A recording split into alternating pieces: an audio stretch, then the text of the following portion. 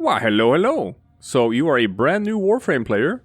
You started playing the game, and immediately you were hit with a million billion different systems, and it feels very overwhelming, and you're not sure exactly what you're supposed to do, and you came here for some quick tips to guide you in the right direction. Now, I have previously put out a longer, more in-depth video called 10 things a new Warframe player should know that the game doesn't tell you. That one is like an hour long. If you really want to get a good in-depth explanation to sort of guide you as a new player to understand like how you're actually supposed to play this game, I would recommend you check that one out. I have a link to it in the description of this video. But this is a shorter piece, and I'm just going to throw out 5 essential tips that I wish someone would have told me when I started the game. Some of these things might seem self-explanatory or obvious, but a lot of them is like, I didn't find this out until I'd played for like several hundred hours.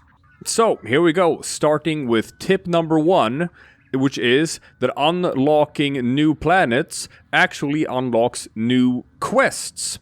And playing quests, it increases like the amount of things you can do. It unlocks various systems in the game.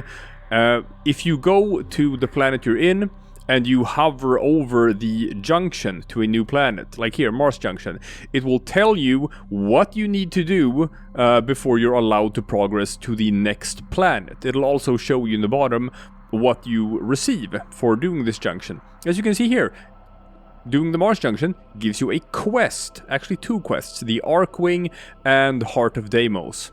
It also unlocks a new segment in your orbiter that you can install that gives you access to new systems in the game. Checking the Europa Junction, 2 new quests.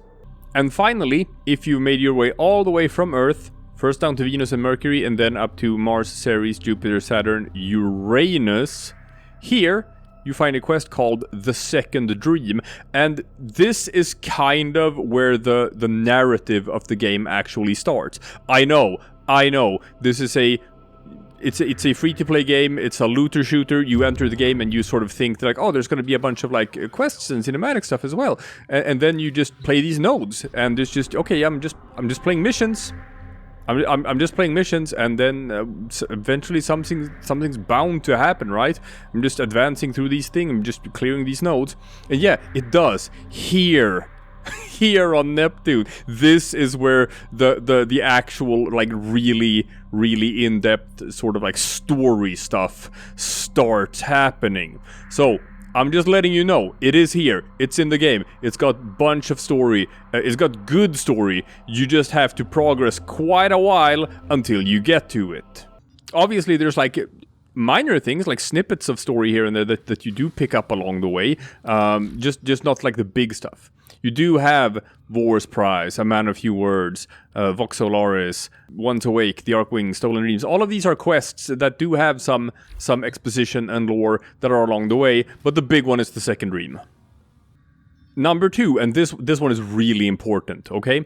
You have a level. Your level is your mastery rank. It doesn't affect your stats, it doesn't affect like anything at all, except what sort of gear you can use, because weapons are mastery locked. Now, since I'm the highest level, if I go to this category here for weapons, as you can see, everything is unlocked for me, nothing is locked. But if you are a low master rank player, it will say here that things are locked. Locked. You're not able to get them. You're only able to get like a couple of things, and it's mastery locked. So you have to increase your mastery level before you can get better things. And the way to increase your mastery level is by leveling up your gear, specifically new gear. Specifically gear that you have not yet already leveled up. Your Warframe goes up to rank 30. Your weapons go up to rank 30. Some high-level weapons go up to rank 40. You don't need to care about that right now. Once a weapon has been mastered, you no longer gain EXP for using that weapon. Once your Warframe has been mastered, you no longer gain EXP from that Warframe, which means that if you are running with an entire set of gear, all of it is at like maximum rank, you are no longer gaining EXP, just at all. You're standing still. So, when that happens, you have to replace that piece of gear with a new one that you have not yet leveled up, and then you have to start leveling that up. And then when that is max level, then you pick a new piece of gear and you start leveling that up. And when that's max level, you pick a new piece of gear and start leveling that up. That is how you gain EXP in this game, and that is how you increase your mastery rank. Under your name, if you hover here, you can see that there's a little bar. And you can see that, for me, this bar is filled up to here. That is how close I am to the next level. And then when you hit the bar, you get to perform a mastery rank test, and if you pass it, you get to a higher mastery rank. And this is how you get access to new and better stuff in this game.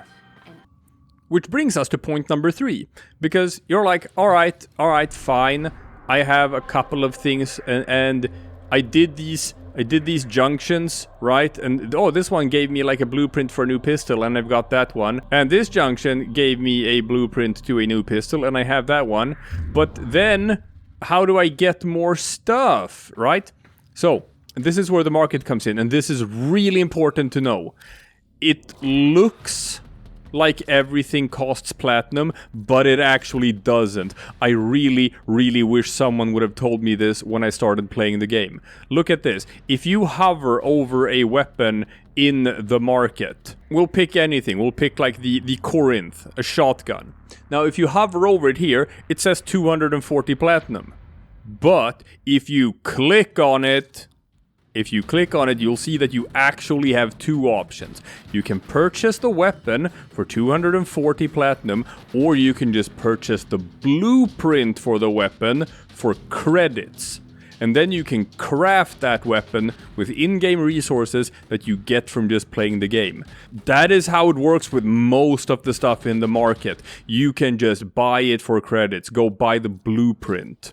This works for new Warframes as well, besides the starters. You have your starters, Excalibur, Mag, and Volt, but then you have all of these other Warframes. Same thing. You hover over it, it says 275 platinum, right? But if you actually click on it, like for example Nova here, you'll see that you can buy the blueprint for Nova for credits. Then you actually have to get the component pieces for the Warframe. Typically, for new players, the way to get that is by farming certain boss nodes. For example, Rhino. You buy the blueprint from the market for credits, and then you play this node, Fasa. You fight against a boss called the Jackal, and he drops one of the Rhino pieces whenever you fight him. So if you just fight him a couple of times, it's random which one drops. But fight him, like, I don't know, 5, 6, 7, 8 times, you'll get the 3 Rhino parts, and then you can craft Rhino. And hey, congratulations, you have a new Warframe, right? That's super cool. This brings us to the 4th point, because now you're gonna ask me, alright, but I don't have any inventory space. How can I get inventory space so that I can actually, you know, craft these things?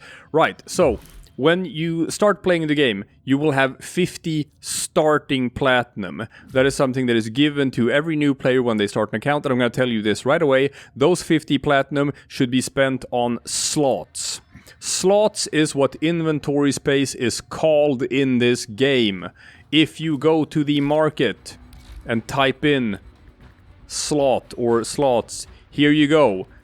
Warframe slot.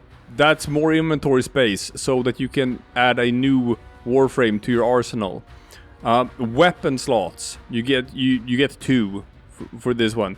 That's the most common thing that people do. They buy like 1 Warframe slot and 2 of these, so you get 4 more weapon slots, and that's like what you spend your starting platinum on. And that is really important in the early game, to just get more inventory space so you can get more weapons, so you can level up more weapons, so you don't like immediately have to sell something off as soon as you've mastered it just to make room for something new. Now this tip is important because, like I said before, like a lot of stuff in the market you can just get for credits or in-game resources. You don't have to spend platinum for them, but there's one thing in this game that is really hard to come by, and that's inventory space. That is the one thing that you pretty much always have to spend platinum to get. There are very few ways to farm for that in-game. Typically there is a season pass. It's called Nightwave, but it's a season pass. You get weekly challenges, and then there's a reward track that you actually get really good stuff as a new player. So you should try to do as many Nightwave challenges as you can every week.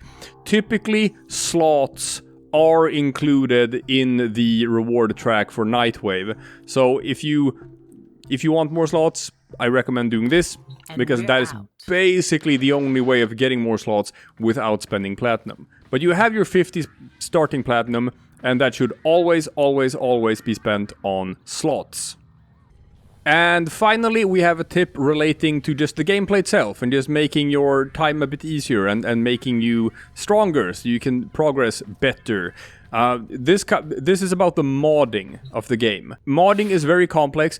I go into it more in depth in the 1 hour long video that I talked about earlier. The 10 things a new Warframe player should know that the game doesn't tell you. Link in the description. But real fast, take your typical Bratton here, and we'll look at the base stats. It's got a total damage output of 24. Now, what you don't want to do is fill up the entire weapon with a bunch of unranked mods. I'll show you. So typically when a new player starts modding a weapon, it usually looks something like this. When we're at max rank, we're using all 30 mod capacity. And as you can see here, yeah, increasing base damage, get some toxin damage, electricity damage, crit chance, puncture, multi-shot, maximum ammo, something like this is usually what it looks like. And we have managed to raise our damage from 24 to 40. Now let's not do that. Let's instead, we'll ditch all these. We'll only keep these in, but let's level them up, because you can level up your mods. Let's see what that looks like. Now, I haven't even leveled these up all the way, you know, just a little bit, so that we can squeeze all 3 of them into the weapon with 30 mod capacity. So before, we went from 24 to 40. Now, we went from 24 to 123. So instead of like a 60% damage increase, we are looking at a 500% damage increase. And that's going to be very, very significant. So how this works is that at your mod station over here, you can pick any mod that you have, like this vitality mod, and then here, fusing. That says enhance a mod by using a resource called Endo. You click on it and you choose how many ranks you want to improve it with. It costs credits and Endo, and this is how you level up your mods. Now, this is what you should be doing. Level up your mods, people. Unranked mods are bad. Leveled up mods are good. And like I said, increasing the rank of your Warframe and your weapons and stuff, it doesn't actually increase the damage. It doesn't increase the stats. All it does to level up a weapon is increasing the mod capacity. How many mods you can slot in there. And the mods is where all of your stuff is coming from. All of your damage, all of your health, all of your armor, your shields, your energy. Everything comes from your mods. So, level up your mods and you'll get strong weapons. And that's it, people. 5 quick tips to get you started on your Warframe journey. If you liked this video and you would like to check out some more resources, go to the playlist page for our channel and you'll find a playlist for Warframe guides. I have made like over 100. There's guides for everything you can imagine in this game. There are resources out there to give you a better understanding of this actually fantastic game. And I am a provider of some of those resources. So go check that out if that sounds interesting. Either way, thanks for watching. And I'll see you all tomorrow for something completely different.